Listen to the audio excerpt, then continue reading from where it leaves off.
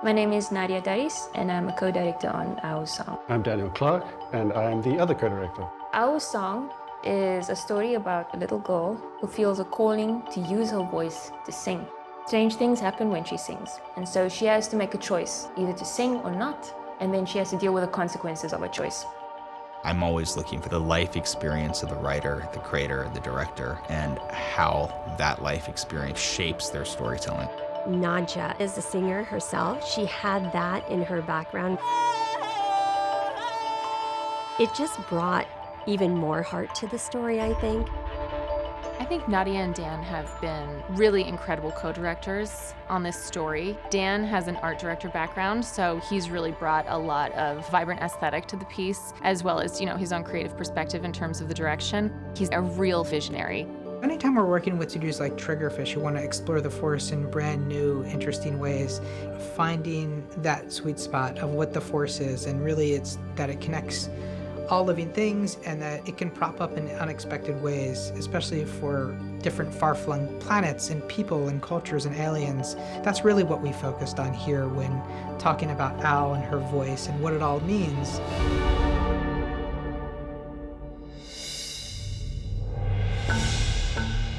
Triggerfish is based in Cape Town. It's this amazing city that has a touch of Dutch influence, Mediterranean vibe, and then it's nestled in this big, monstrous African mountain. It's an incredibly beautiful city. I really love living here because of the variety of experiences you can have in this town. You can live in a city 20 minutes away, you can live on the edge of suburbia, surrounded by wildlife. It's about the only animation studio I know that's based in a barn on a working farm.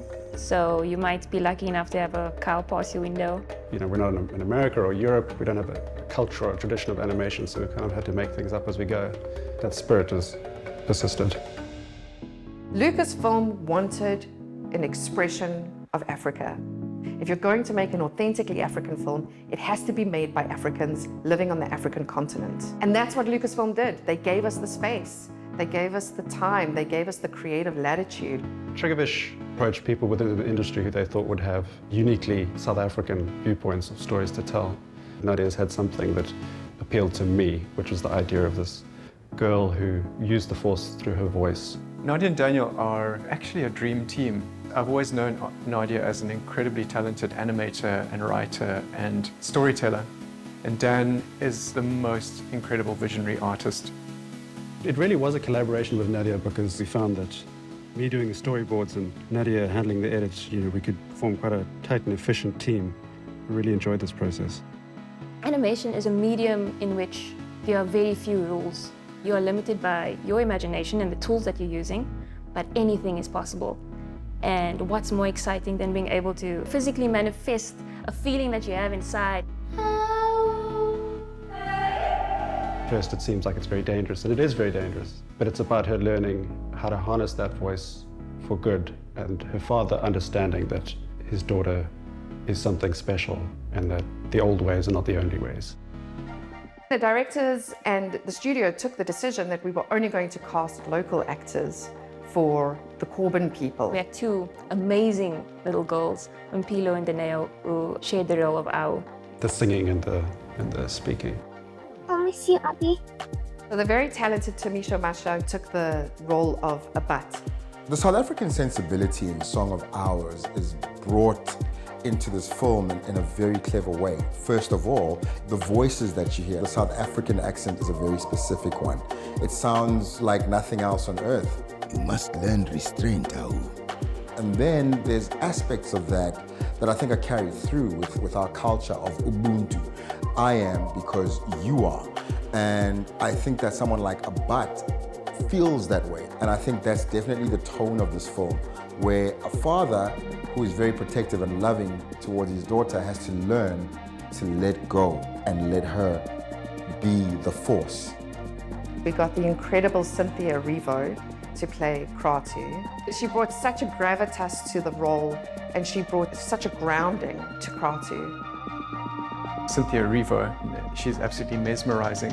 She just has this amazing kind of presence to her, which was so perfect for the Jedi character of our film.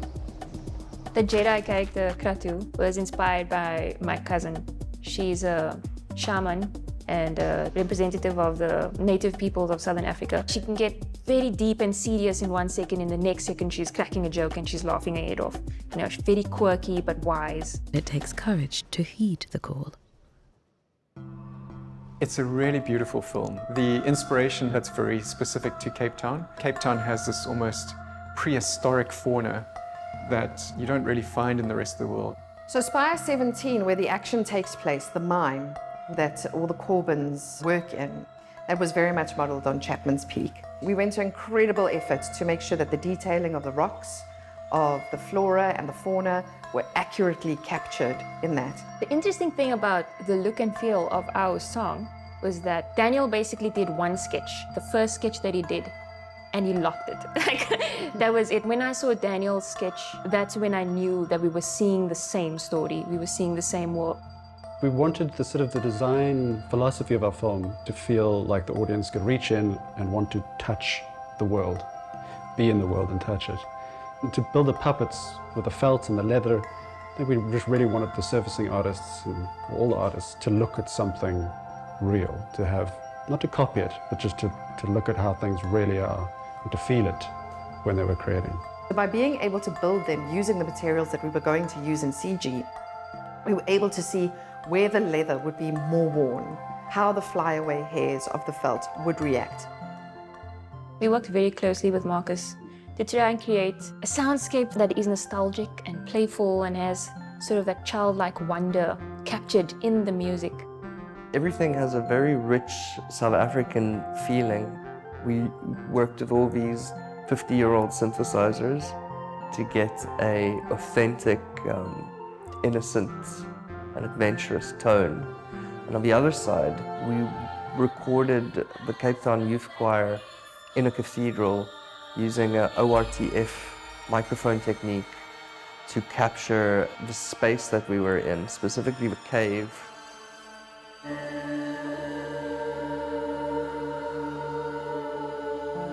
We spent a lot of time with Marcus trying to merge our energies. We wanted the sound and the music of the film to evoke the wonder of what it is to be 10 and see things for the first time.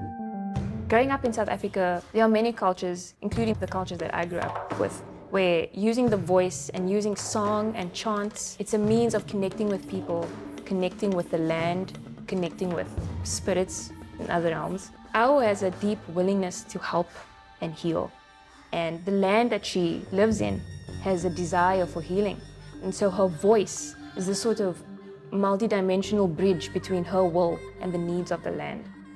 When I was looking for what sorts of music or singing could represent the voices of the Khyber crystals, I came across Bulgarian choir music, which seemed to have the perfect ambiguous tone. It's hard to tell whether it's sorrow or joy or some mixture of the two.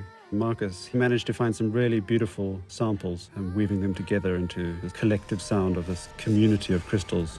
Voices are swirling around her in this D minor chord. In the midst of that is Ao, who has to find inner peace and calm before singing into the chaos. When her childlike melody collides with this traumatized D minor, which becomes a single chord when the crystal is healed. Ao chose to free her voice.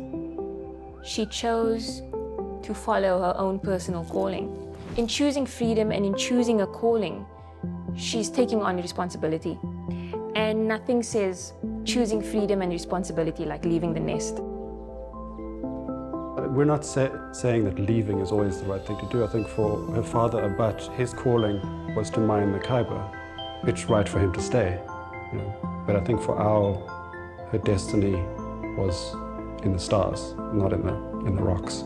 Ao's voice in the story is largely based on my personal relationship with singing myself. I found that singing and using my voice is so healing and transformative. I hope the film encourages kids to feel free to sing and use their voice.